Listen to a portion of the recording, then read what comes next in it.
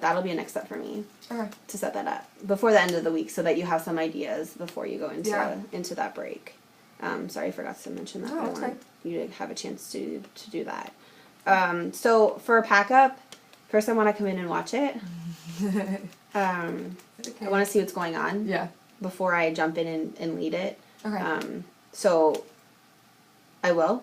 Okay. I know you're gonna be like, it's worse, but just do what you've been doing, so that I can just watch. I won't step in unless it's unsafe, obviously. But I don't think it's unsafe. It's not normally unsafe. It's just a hot mess. Yeah. I can come in. I can come in today. Okay. And just watch. Schedule that. And then I'll give you some feedback. Okay. And then if I feel I need to model, I will. What time do you start You're it? gonna feel like you need to model. What time do you start it?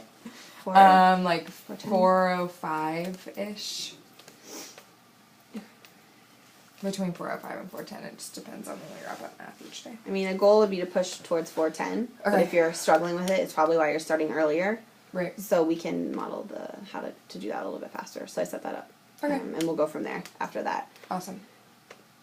Anything else? Thanks for being honest, though. No Pack-up's tough. It is, and it's just like, we're at the end of the day, we just finished math, which is a struggle, and just like, come on, just get it together, guys. Just let's go. Yeah, when I taught, it was always like, I had to make that the tightest part of the day. Right. Because it was very easy to kind of go all over the place. Right. So I'll help you with that. I have an idea, but I want to see what you do. Okay. I'll let you do first. There is else? and there is a lack of structure happening in it. Like we try, but we're just like at the end, we just need to get you guys in line. You know, like it's not strategically planned. So okay, no, it's good. I mean, it's not good, but we'll work on it. Okay. And I said to Bree the other day, I was like, I can't do this anymore. I was like, I need to tell Mallory we need help. I don't know what to do. Okay. So. No, I appreciate the honesty. Hopefully we'll nip it this week. I'm glad you reached out because then going into the new year, we'll come up with a plan so that when they come back, it's like different. Okay. You know? Yeah. It's kind of a perfect time to teach that. Right. Anything else? Are you suffering in silence about anything? I can turn this off. No, I'm not suffering in silence about anything. We're having the same bathroom issue we've been having all year, and we're just trying to come up with a plan for that. So if you have any bathroom ideas. The other day, I sat in front of the door during all of nap and would not let them in unless it was clean. Like I was making them check.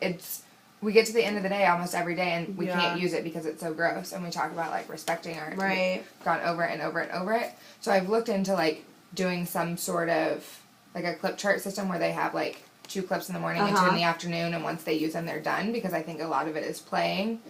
Or having a bathroom monitor, but then I don't want to, like... have them miss instruction. Right. And I also don't want parents upset, like, you're limiting how many... Though I don't really have any parents that I don't think would be on board with that. We know our kids that have accidents often, and we are like, just go. Like, we know those kids. But... You think they're just getting up to go and play? Yeah. I mean, I think that's a good idea.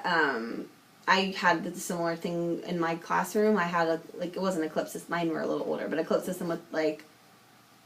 I mean, you could do it however you want. I had their names up the side, and then they had to just do a check every time they went. And they had, 2 or 3, I don't know, times they could use their check a day. Okay. So kind of like teaching them how to pace themselves, or so you would, but they start to feel like, okay, so I have 3 times to go, so I'll go once in the morning, you know what I mean? Right. I'll go once in the afternoon, and maybe, at recess or lunch or something. Oh, I didn't count recess and lunch as a time. They could always go during that time. Okay. So that they know you're, holding them accountable, and then you also know who went. So if there's, an issue. Yeah. A monitor would be awesome, but I don't want them to miss instruction. I've been trying to... and then it becomes it's bad, Miss Moochie, it's bad. And then it's he did it. No, I didn't. You know what I mean? Right. I think another idea of what to do would be having I know it sounds kind of silly, but having the character ed block do a restorative you know how we did that circle? Yeah.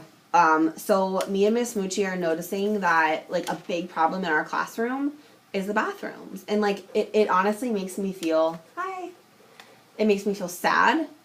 And, we're going to go around and we're going to, whatever. Maybe, we're going to talk about how it makes you feel, or maybe this is the time to be honest right. about what you did in the bathroom. Does anybody want to start? Seems so silly, but we really need to do it. Does anybody want to start? You could say, I'll start. I went to the bathroom the other day at work, and I was supposed to be teaching you guys, and I got on my cell phone in the back. I don't know. Do you know what I'm saying? But, like, Right. I wasn't moving it and using it. I was taking a lot of time, and I missed, you know, some instruction. Does anybody else want to go? And then you could lead into, like, well, this is how it makes me, like, how does it make, you know, that made me feel type of situation. Okay. So, like, I would argue that whenever you're really struggling with something, bring it to the class. Okay. Versus, like, you can only go 2 times a day. Like, I would start it with, like, a conversation if you haven't done that yet. Okay. Have you? We talk about it all the time, but not in like a structured way. In a structured way. Yeah. Do you know how, or do you feel comfortable doing a circle like that? If not, Yeah. Okay. Yeah, I think so. Our kids are pretty, like, we've gotten to a place where most of them are pretty comfortable talking and, like, sharing their feelings and stuff about things. And I do it before break while we don't have too many interventions to do yet. Right. You don't have a scheduled plan yet. Do some things now so that when you come back for the new year, we've talked about this, you know? Right. Here's what's going to happen. Here's the new plan. Okay. Yeah, I'm trying during nap to be, like, really strategic and, like, I've told them everybody has to try. Even if you think you don't have to try, you're going to try right now. So that we're not getting up as much during literacy rotations, and then that's a time where I can sit by the door and, like, do what I need to do, but also keep checking every couple kids. So, all right, yeah, I know it seems like a silly thing, but it's every day we're like, oh my gosh. No, it's Bathroom's not. closed If it's something bothering, like, you like that every day, it's worth having a conversation with your class, a more serious one in a circle. You have something in place where they can talk. Okay. Might be more impactful. Okay. So next steps I have are watching Carly's intervention block. That's the next step for me. I will reach out with a calendar invite. I'll talk to her and see when it is. Okay.